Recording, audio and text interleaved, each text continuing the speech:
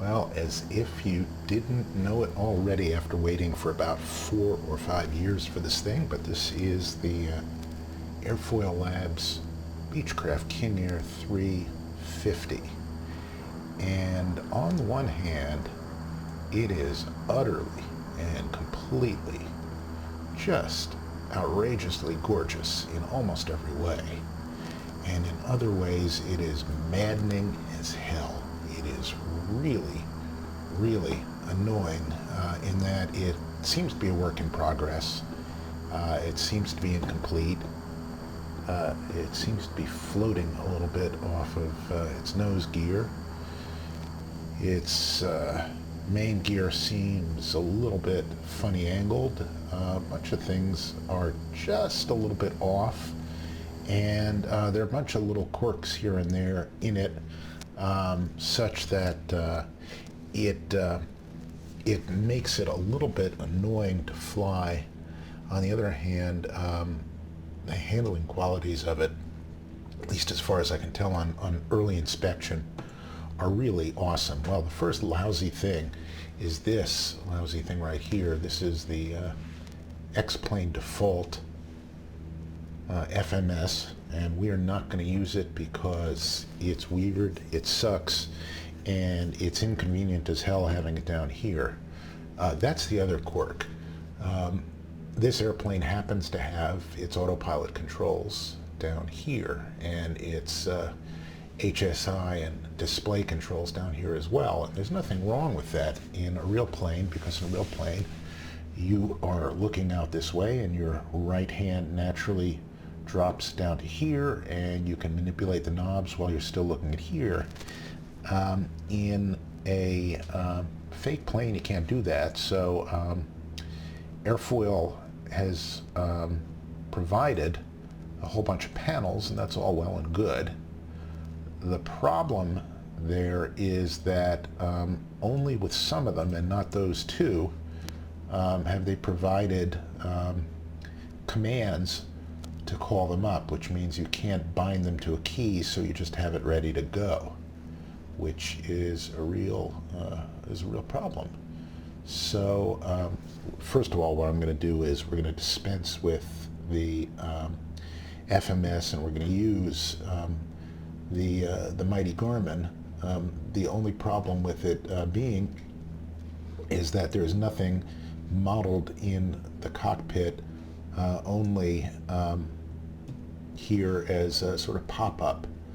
So first of all, let me just see if it makes the transponder work. So right now we're squawking VFR, and I'm just going to change that to Stanley Kubrick and altitude, and let's see if it changes. No. Okay, so it doesn't seem to... Oh, yes, it does. Okay, good.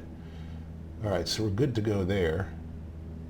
And that's nice to know. And let's just see whether our comm frequency, yes, that's hooked up as well. And let's see if our nav1 frequency is... Yep, okay, that toggles too. So, all right, that's good. I think we can use it. It looks like this is set up. That looks to be runway heading. We're at Teterboro. We're going to go from Teterboro to Danbury. Pretty simple flight plan, not necessarily an especially realistic one. I've discovered that the autopilot in the plane also needs a little bit of work. It oscillates. It tends to lose altitude and turns and then not gain it back. We're just going to say we're going to fly at 9,000 feet initially, at least.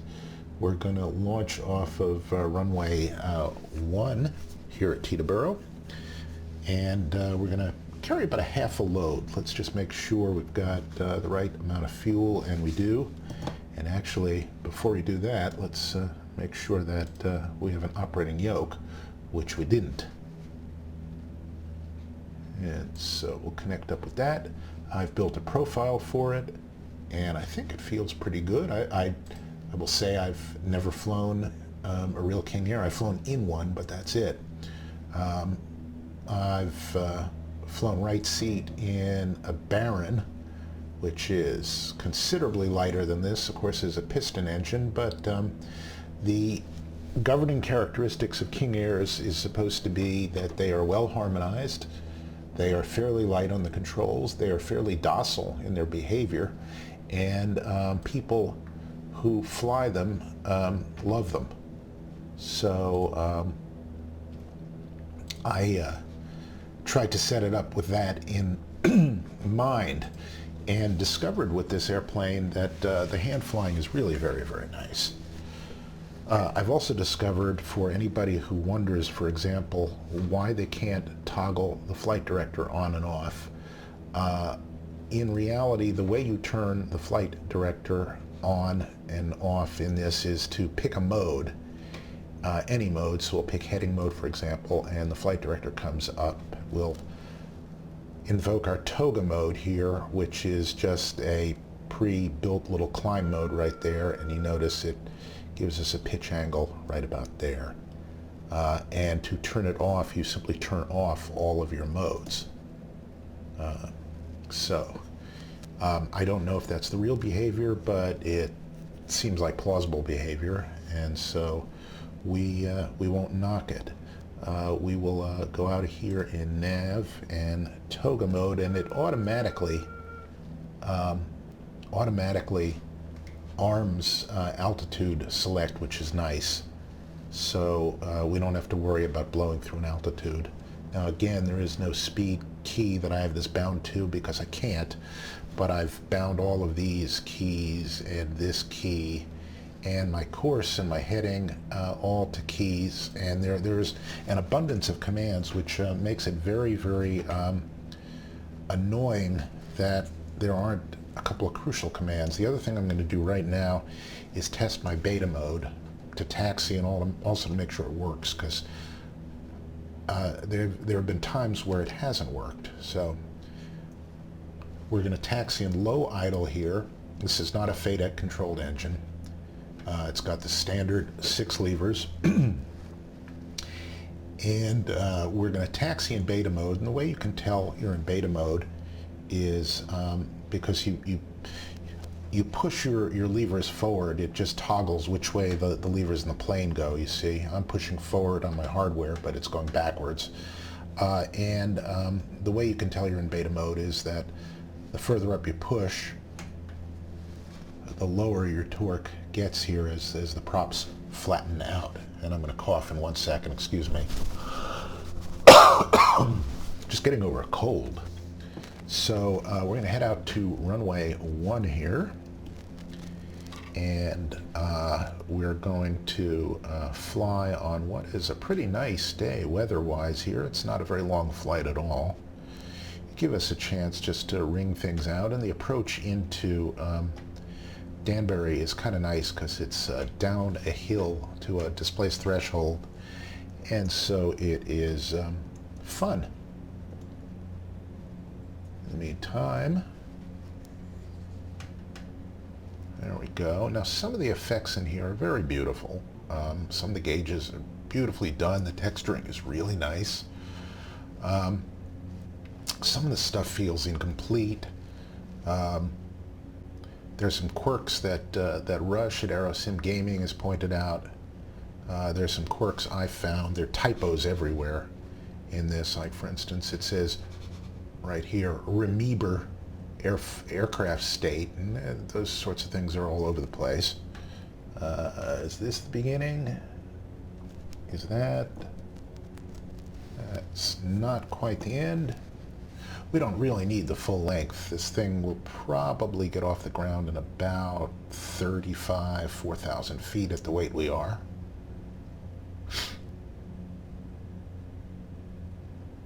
And it is, the handling is just sweet and meaty.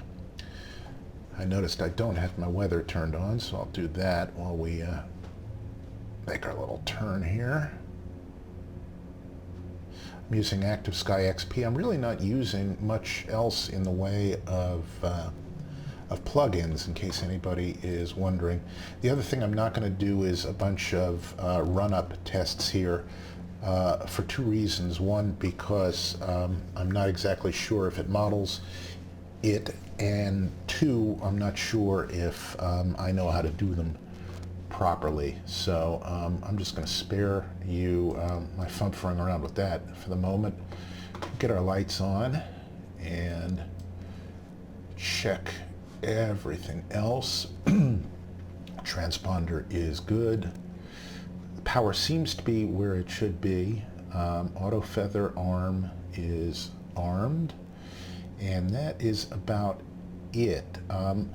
There's some SOP that I saw that you take off with the yaw damper on, and I'm not sure that's right, and so I'm not going to, not because I'm so damn sure I'm right, but because I know that you really can't break anything in a plane like this at low altitude and low speed with the yaw damper off, whereas in some larger airliners, they're very hard to control, period, in almost any regime of flight with the yaw damper off. But this hasn't demonstrated itself to be the case, and so I'm just gonna let it ride there. We are in FMS mode. Yes, we do have our direction of flight coincident with our runway, so that all looks good. And so we will take the runway, and then what we'll do is we will get out of beta mode, and we will move our condition levers up to high idle, and we'll get the hell out. We will run the engines all the way up to takeoff power with the brakes on. I'm using beta there to slow down. Two reasons. One is because it works, and two, because to do otherwise would heat up the brakes, and I don't really want to heat up the brakes at this point. So I'm just going to make sure I'm out of beta mode, and I am. There we go. Bring our props, our condition to high idle, and I'm going to trim, actually from experience right about there will do the trick. I'm going to leave the rudder trim as is. I've got a wind vector right here. I've got the course that's set, corresponds, runway is identified off in the distance, heading is correct, fuel is fine, oil pressures are fine, everything looks good. This is our temp limit, our torque limit, prop limit, and turbine speed. We will probably be torque limited at the beginning, and maybe later on in the climb temp limited. I don't know how these engines are rated in real life, so for all I know they may be flat rated, in which case it shouldn't be any big deal one way or the other. Let's check our controls really quickly, check our rudder really quickly, and I think we're good to go. I've had gear retraction problems with this in the past. I think it's because my startup sequence screwed something up electrically, so I let the plane start itself this time. We've got pitot heats on, that'll be fine. We don't need any other ice protection at the moment, but engine anti-ice should be on, and it is. There we go. And I've got a clear annunciator panel, so let's get going.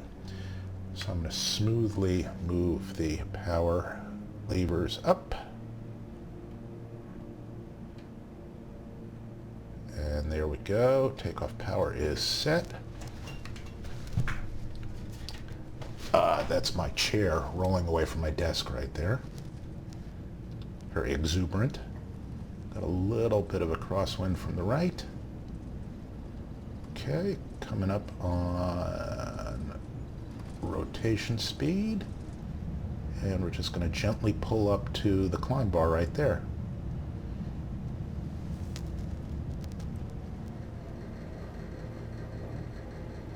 Am I getting gear up, please? Yes. Okay, good. Getting to gear up. Okay, I have no CDI, that's not good. We'll bring up our flaps. We may just have to fly visually here while I figure out how to couple the autopilot. Okay, we're climbing at 140. I'm going to get us in IAS mode right now. There we go. I'll just pitch up to the bars and trim up just a little bit here. I'm almost hands-off right now. As a matter of fact, I am hands-off. And I'm just going to go into nav mode. I wonder why we popped out of nav mode. No, you know, I've had this problem with other planes coupling up to the 750 in that it operates the autopilot and the flight director normally, but there is no CDI, and it's a settings thing. So what we'll do first of all is we'll pull back to a climb torque, just a little bit less, and we'll bring our props back to about 1600. And you'll notice that when we bring the props back, you notice, look at the torque there. You see the torque will rise a little bit, and that is because we're taking bigger bites out of the air, so it's a bigger torque on the engine.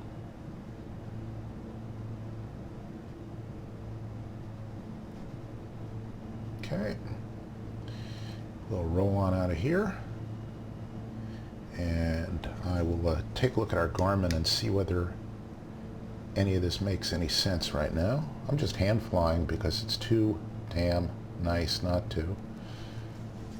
All right. I wonder if that went away because we're in vector mode. Let's find out. Let's go and activate our next leg.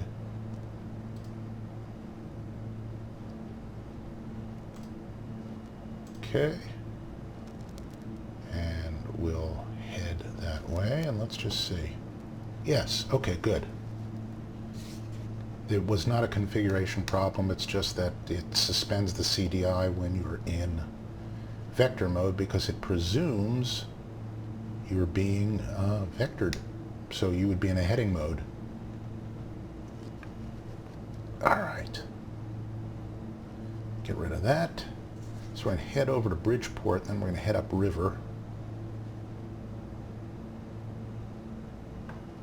And you can see our performance is quite sprightly.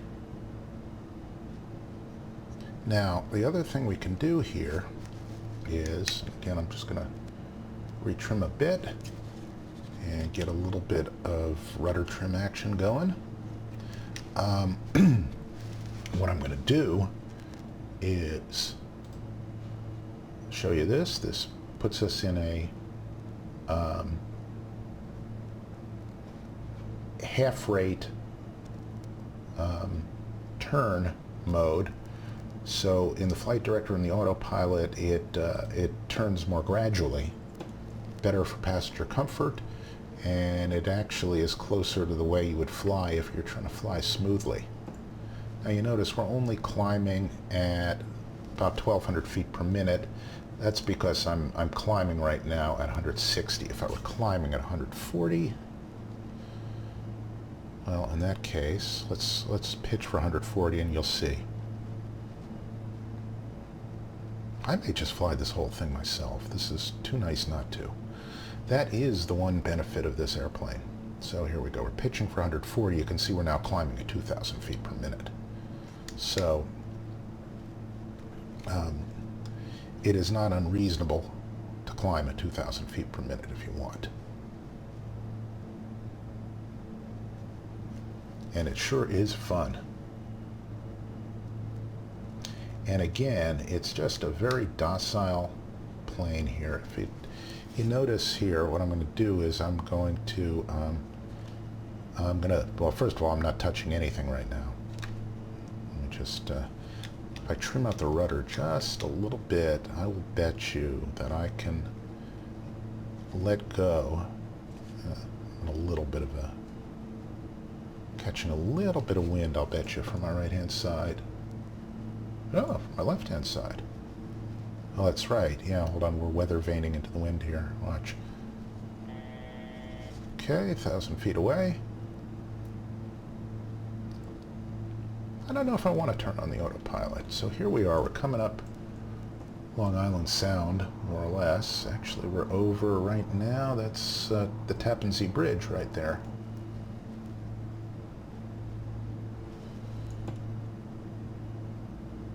Okay, we're 41 miles from Bridgeport, and I'm just going to level this thing out manually.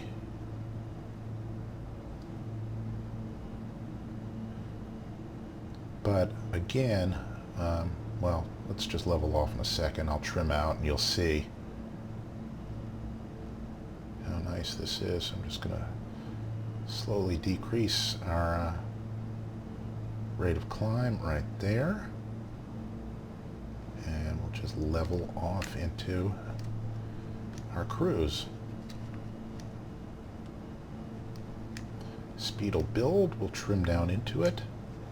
Right now I've over-trimmed nose down because we're going to pick up speed and it's going to force the nose back up. So I've trimmed for the speed I anticipate us being in a second. You can see I've under-trimmed, if anything.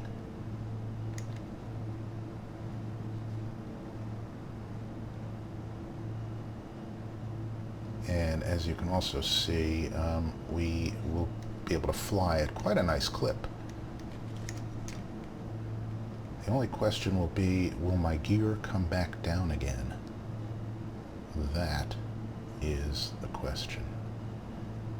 Let's just get back to altitude here.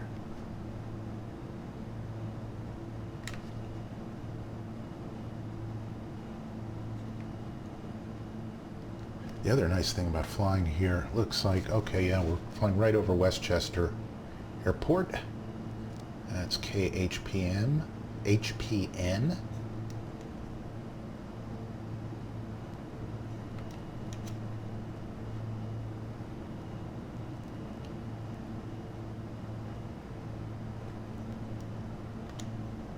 that is the landmark lake, and there's the there's Metro North Railroad shooting by there.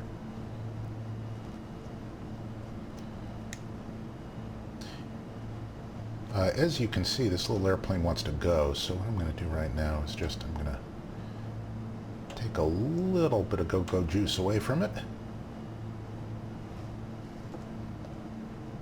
Okay, let's see how we're doing here. Put a little more nose down trim. Probably telling me we're in airspace. No VNAV available. Okay, there we go, straight and true, on our way to Bridgeport. And there is Danbury. We could go direct to Danbury, but we want to spend a little bit of time in the air here.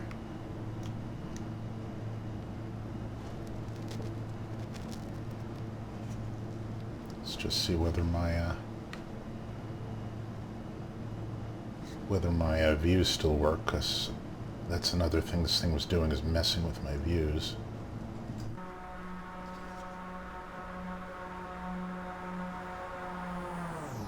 Oh yeah.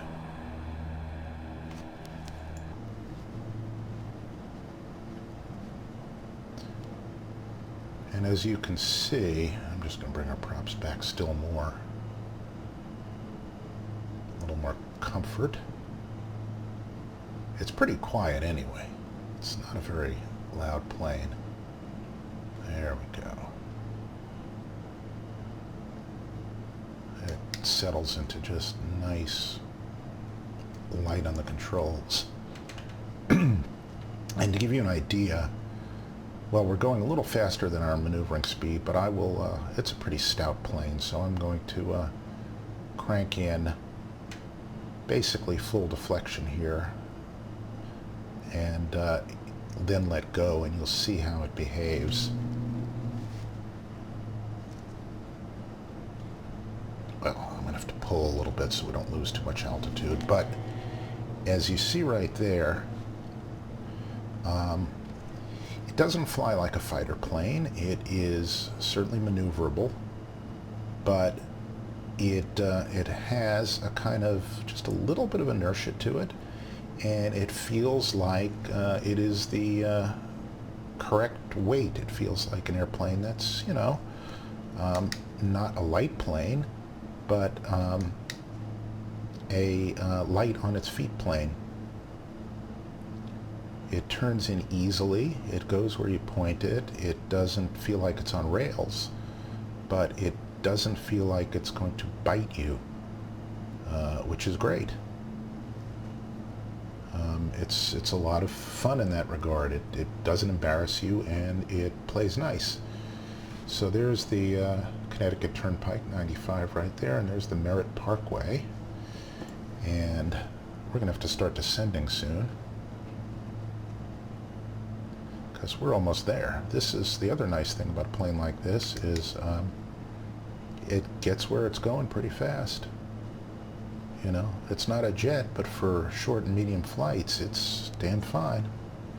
All right, so we're 19 miles away from Bridgeport. And if I had to guess, I'd say that's Bridgeport right there, because there's the airport. And we're actually going to be going more or less, let's see, get us a good picture of this here. More or less right over, well, over there-ish.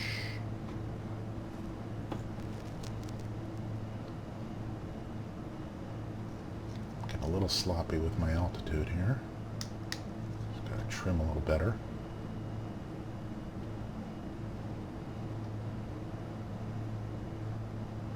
But again, as long as you stay on top of the trim, get your power settings right, and fly by them, you know, you could fly like this all day.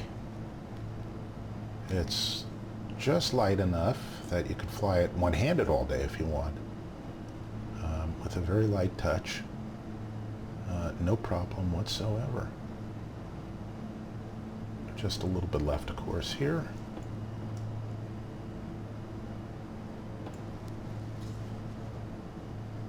And yeah, we're going to fly just past the airport there, and that's the mouth of the Housatonic River. If we want, we can go that way, but we'll go a little bit more directly to Danbury, and hope that the winds are still favorable for that particular runway. And we will try to have as nice a landing as I had there when I was practicing.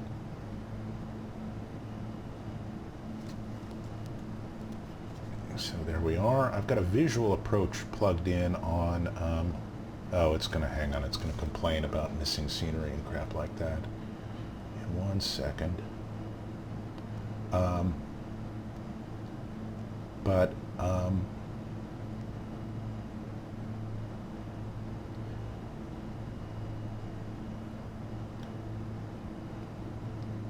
I had a nice approach in there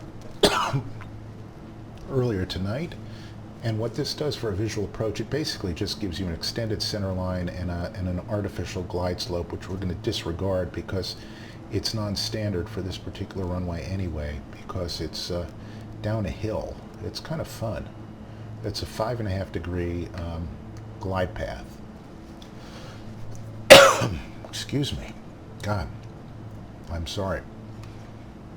Just got the lingering after effects. So yeah, there is beautiful downtown Bridgeport. We're going to go to 3, 2, 1 in a second. I'll just pre-plug that in. That's right about there. There we go. Round we go. You know, I don't even have the yaw damper on. I should turn that on. All right, that'll help. That's how benign this plane is to fly. And don't get me wrong, it feels alive.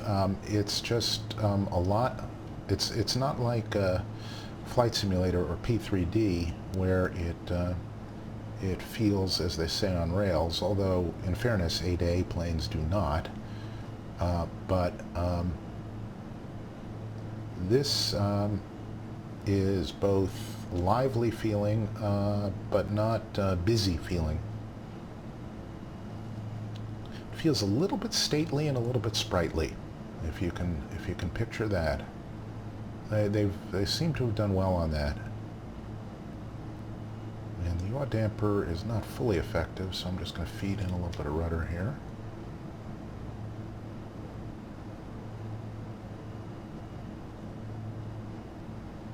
And we're going to have to start descending soon because we're 16 miles away. So let's start down. Now, in a King Air 200, there are certain magic numbers, about 20% torque, or about 600 pounds, I think, for a good, steady 500 to 700 foot per minute descent. In this airplane, it's a little bit different, and it seems a little bit draggier with gear and flaps out, so you end up at about 35% torque. But, you know, mainly you just want to stick with those numbers that work, and you just have to find the numbers that work. All right, so that is our approach. Okay, that's telling us we're departing from our altitude, and we know that, so let me just spin this down a little bit, get it to be quiet, and we'll get into a vertical speed mode now. There we go. And let's see if we can make ourselves go down a bit more. This should do it. There we go. All right, so we're going down at about 1,100 feet per minute. And I think what let's do is let's turn towards our approach, which is right here. So the other thing we'll do is we'll activate our approach. Let's see if that'll work. Yes, good. Now basically got to get on a base leg here. That looks like it's 3 miles away, so that'll work. And now, if you notice, there is our HSI. I'm just going to roll off some power here because otherwise we will never get down.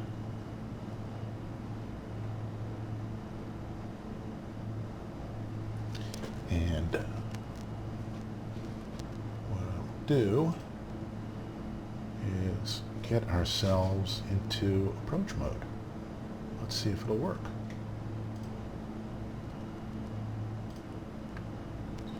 Can I arm approach mode? Yes. All right, now we have to remember that we're going to mainly use this approach mode for we're going to mainly use our approach mode for sort of as a cheat sheet. All right, we're very high here, so let me just get our props to max, roll the power off to flight idle, and I think, oh shit, well there's our airport. So let's just get rid of any pretension here that we're doing any of this crap, and let's just do it by eye. So this is Candlewood Lake, and there we go.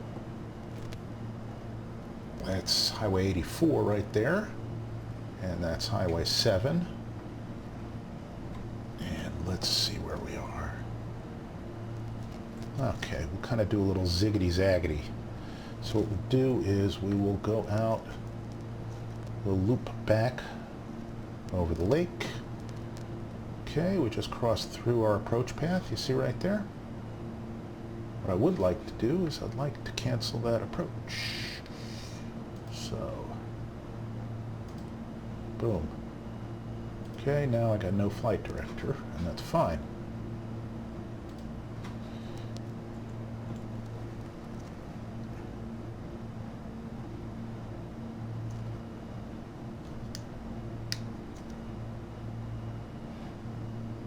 This is where my buddy Les and his wife Carol lived until just a few months ago. They moved to Florida. He retired from American Airlines. He was teaching me how to fly right over this lake, as a matter of fact. Only not in a plane this hot. This is New Milford, Connecticut right here, and that's Candlelight Farms, the airport. We could fly into that. It's a little bit short. It's a grass strip. I'm just going to trim back a little bit now. There are obstacles around. There are radio towers, as you can see. You know what? Let's do a little turn around a point here. Let's do a little maneuvering. Still have my yaw damper on. Get a little trim going here. All right. Except I just lost our radio tower. All right.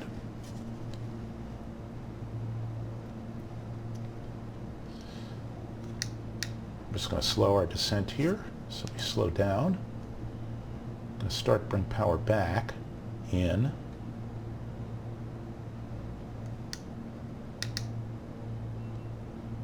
And I'm still trimmed just a little bit on the nose down side, so I'm just going to bring some power in, keep us level right there. And as usual, what I'm going to do is when I come back to the airport, I'm going to miss the turn. I do often in real life.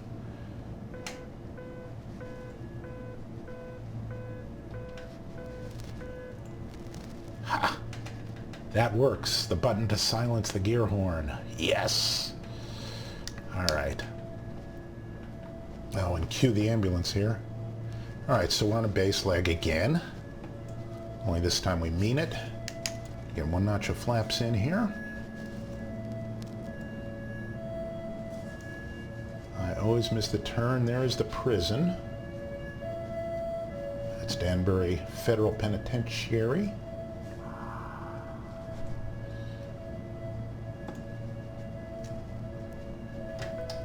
Okay, here we come up on the highway.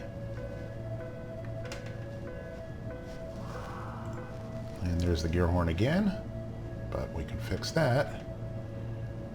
Going a little slow. I'm just above blue line. Just going to trickle in a little more power.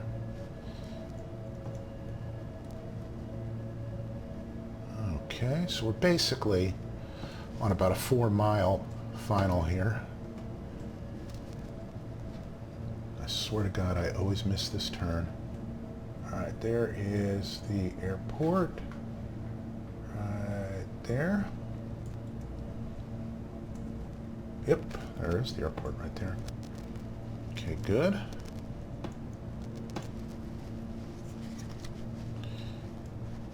Just going to keep glancing down at my needle here because I don't trust my own damn eyes. Okay, there's the field. Now we have to stay a little bit high because you notice we're going to come down over this hill right here.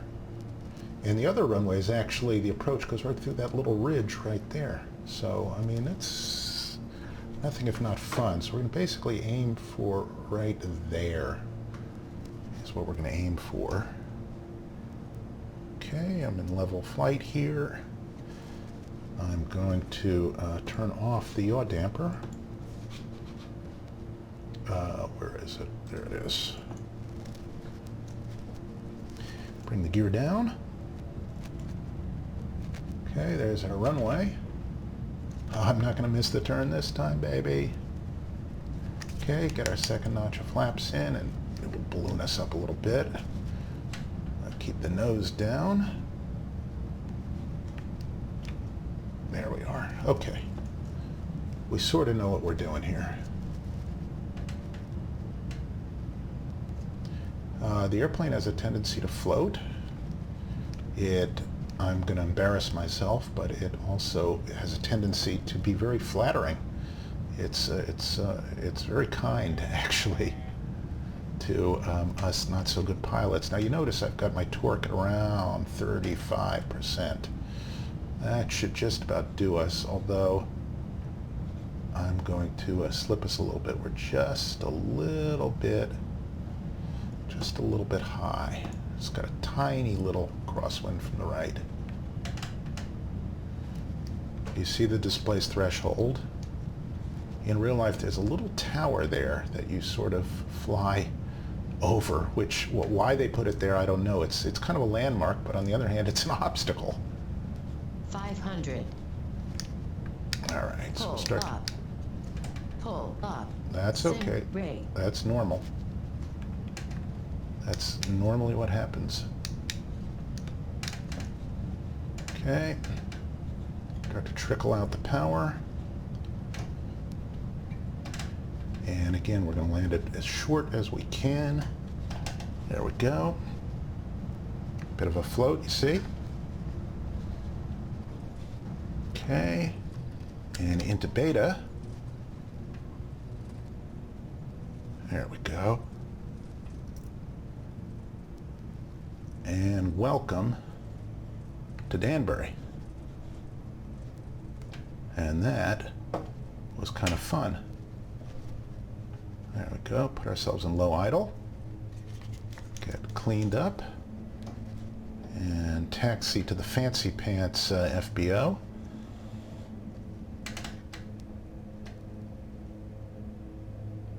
Which, well, it's technically that big hangar over there. But you don't need to see all that. What you need to see is a replay. Now, last time I tried a replay in this plane, my views didn't work. So let's see if they work now. Okay, they do work now. Get in tower view here, replay mode. And let's see what it looks like. That was a reasonably good landing. And as you can see, well, see, it comes shooting down the hill.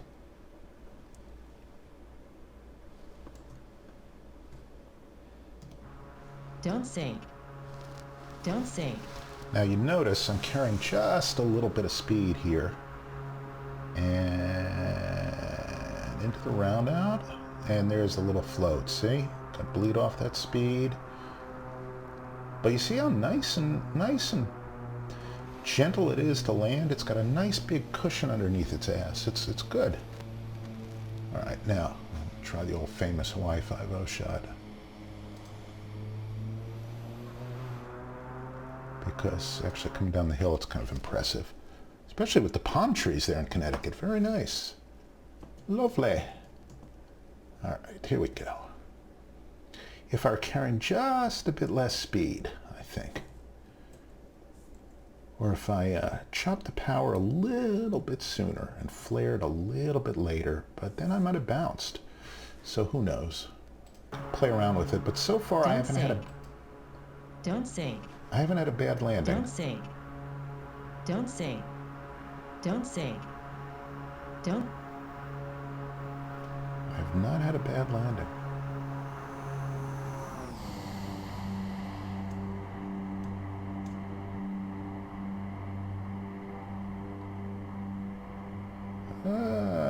Three landings. All right, that counts as 3 landings.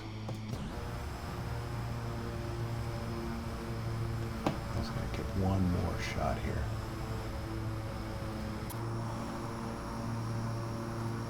$500. Yep, see, just floated that last bit there.